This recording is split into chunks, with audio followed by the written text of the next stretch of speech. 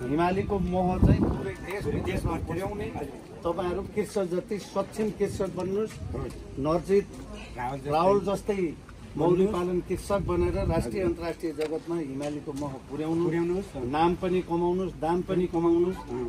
हामी गाउँपालिकाको समेत नाम कमाउने इज्जत राख्ने काम गर्नु होला तपाईहरुको सबैको खाए होस् भलो होस्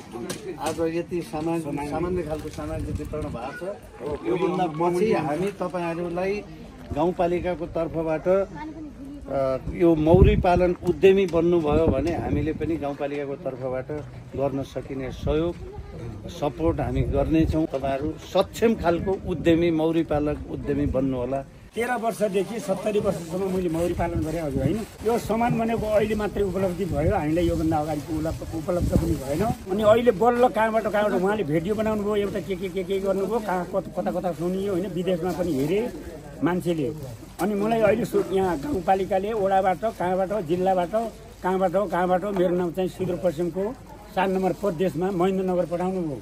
मैले 11-12 दिन तालिम गरेँ त्यहाँ 11-12 दिन तालिम गरिसकेपछि मौरी भन्ने चिज चाहिँ यस्तो छ कि जब हामी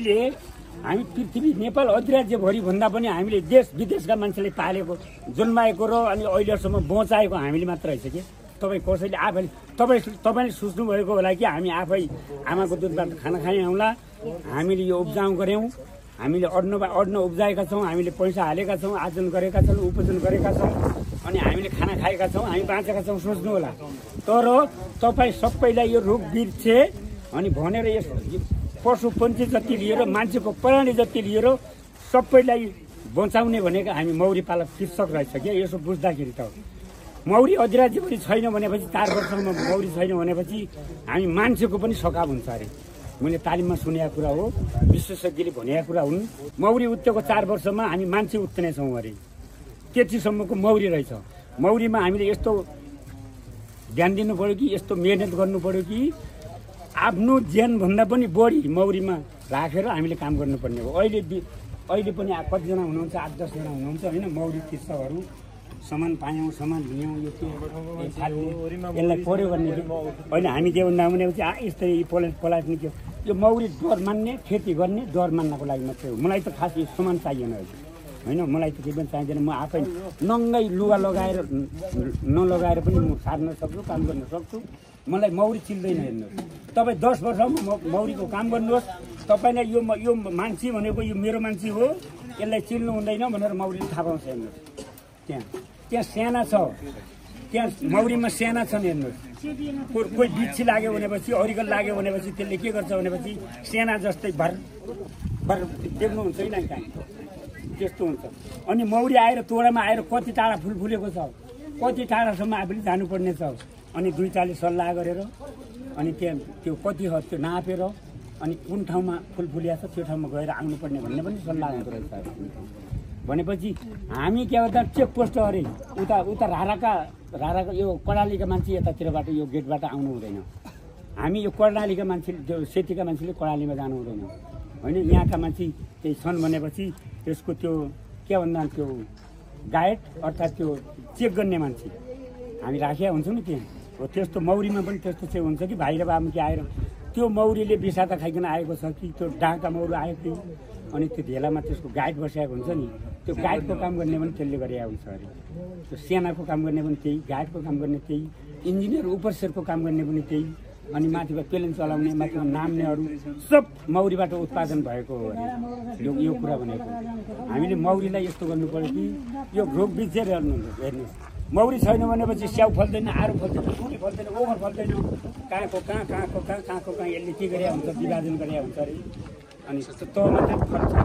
हामी यो सेराना मौरी भनेको झन् नै अहिले तालिम गर्दाखेरि यो सेराना मौरी भनेको त कुनै ठाउँमा पाउँदैनौँ मेरो घरमा मेरो गाउँमा चाहिँ यो 100वटा घाट छन् अनि देश विदेशबाट हेर्न आउने भनेको छ यता मैले अनि यता निवेदन दिइरहेको छु मैले त्यसै 4 गाडा एका ठाउँ 10 गाडा एका ठाउँ 20 गाडा एका ठाउँ 15 गाडा एका ठाउँ 2 गाडा एका ठाउँ मैले त्यो आया मान्छेको बोनमा लिने अलिकति यता पालिकाले व्यवस्था गरिदिनु होला अनि तपाईँको यो पालिकाको पनि नाम हुन्छ जिल्लाको पनि नाम हुन्छ मेरो वडाको पनि नाम हुन्छ खायो चाहिँ मेरो पनि हुन्छ है खायो हुँदैन भन्ने होइन अनि खायो त मैले आफै म 13 वर्षको उमेरमा मैले मौरी पालेको छैन खायो त त्यसै मलाई 5 पैसा दिन्छ नि मेरो मौरीले गर्दाखेरि म अहिले चार महिनासम्म यो काठमाडौँमा घुमिकन आएको त्यहाँ त तालिम गर्न गएको थियो त्यही त्यो तालिममा जाँदाखेरि म भत्ता दिएको थियो अनि मेरो पनि केही तालिममा 12 दिन 14 दिन मैले तालिम गर्ने केही मेरो मनमा उत्साह आयो अनि त्यो उत्साह आएर मैले त्यो पैसा 5 पैसा नलिकन उहाँ को हाकिम सर जानुभएको छ अस्ति उहाँ पनि जानुभएको रहेछ हाम्रो यहाँका ती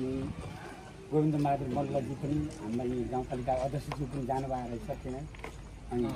अब त्यो बेला बाँधो लागिकन उहाँले देख्नुभयो होला अलिकति ढ्याङमा राखेको कि नयाँ बनाएका हुन् त्यहाँको पैसा ल्याएर त्यो भत्ताबाट बनाइकन ल्याएको मेरो बनाउने मान्छे कहाँ गयो धन्यवाद भन्ने होला यति भाडा बनाइदिने भने मिस्त्री हुने यस्तै किसिमको मैले त्यहाँको आइडी ल्याएर यस्तै किसिमको आइडी बनाइदिनु पऱ्यो भनेर उहाँलाई आज अब हामीले यो घाडो अहिले देख्यौँ नि यसलाई देखाएँ त्यस्तो किसिमको घाडा बनाउने भन्दा हाम्रो पर्ने हुँदैन मसिनले आफै निकाल्ने कुडो हुन्छ नि त्यो जम्मा गर्नै पर्दैन दिनु पर्यो यता आउने भयो नि त्यही भएर त एक महिनामा 7-8 क्विन्टल मह बेच्ने अनि महिनामा 3 लाख 4 लाख रुपियाँ त यो घाडा बनाउने मान्छेले कमाउँछ हो त्यसरी त्यही त्यो घारको उद्योग छ त्यहाँ एउटा बिकु भन्ने संस्था थियो त्यही संस्थामा हामीलाई म कैलाश बच्चन सरकारी संस्थाको अध्यक्ष यो त्यहाँ त के थियो त्यहाँका मान्छे एउटाको बाबु चाहिँ एउटा बच्चा एउटा छोरो एउटा छोरी अनि तिनीहरूलाई केही छैन खाने बस्ने केही छैन अनि एक ठाउँबाट त्यही बिकु भन्ने सहकारी संस्थाले उनीहरूलाई 5,000 रुपियाँ ऋण दिएर अनि एउटा 13 रोपनी जग्गामा तरकारी लगाउनु अनि उनले एक सिजनमा उसलाई 5,000 रुपियाँ ऋण दिएकोमा 3 आमा छोरा त्यही तरकारी बोड्ने खेती गर्ने पानी हाल्ने अनि एक सिजनमा तपाईँले कति बेच्नुभयो भनेको हामीले त्यति बेला 72,000 को तरकारी एक सिजनमा बेचेर कमाएको छोराछोरी पढ्न त्यसैले चलाएको छ भने एकल माइल त्यसरी उनले तरकारी खेती गर्न सिकाएको यो मौरी पालन गर्न सिकाएको यो उद्योगहरू त्यो सञ्चालन गरेको त्यो गैँडाकोटमा त्यति बेला 56 सालको कुरा त्यस्तो थियो अब यो अहिले यहाँका उद्यमीहरू आधुनिक आयो अब त्यस्तो तरिकाले अब नहुने भन्ने सबै कुराहरू के छ भनेपछि अनि फेरि यो फलो यता निकाल्ने अनि मेरा जस्तै मैले बनाएको आउँ त त्यो यो निकाल्ने यो मैले देखेँ यसको तालिम गरेको छु मैले कहाँ गयो यो हुँदै ठोर जाँदो भन्ने मैले 56 सालमा गैँडाकोटमा गएर 7 दिनसम्म बसेर यो तालिम गरेको एकजना बुढी आमा हुनुहुन्थ्यो श्रीमान नभएको छोरी मात्र रहेछन् उहाँले कति हुन्छ आमा महिनामा कति मह बिक्री गर्नुहुन्छ भनेर केही हुँदैन बाबु त्यो 7 देखि 8 क्विन्टल हुन्छ त्यति बेच्छु एक महिनामा 7 देखि 8 क्विन्टल मह बेच्छु त्यो बजारको छ कि यो अझ योभन्दा यहाँ तल त्यहाँ छ यहाँबाट यसको अझै 2टा भाग हुन्छ क्या यो सर्लको यसमा मौरी टन्नै हुन्छ यसमा अझै अर्को पोला हुन्छ यो पोला राखेर पोतला लगाउने ठाउँ यो मौरी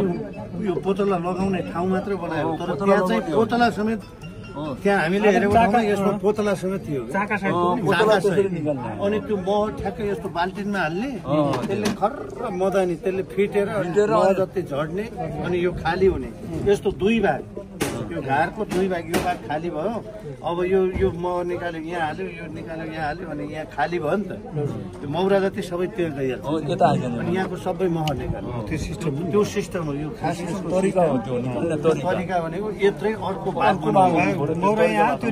यो यता लगायो अनि यहाँको मह निकाल्यो राख्यो यो त्यहाँ राख्यो यो खाली हुन्छ फेरि यहाँ मह भरिसक्यो भने यहाँ राख्यो त्यहाँ खाली खास सरल तरिकाले बनाउने हो अब हाम्रो घाटमा त कुकुरले काट्नु पर्यो अर्को गर्नु पर्यो थियो त यो अब तरिकाले सरल तरिकाबाट हुने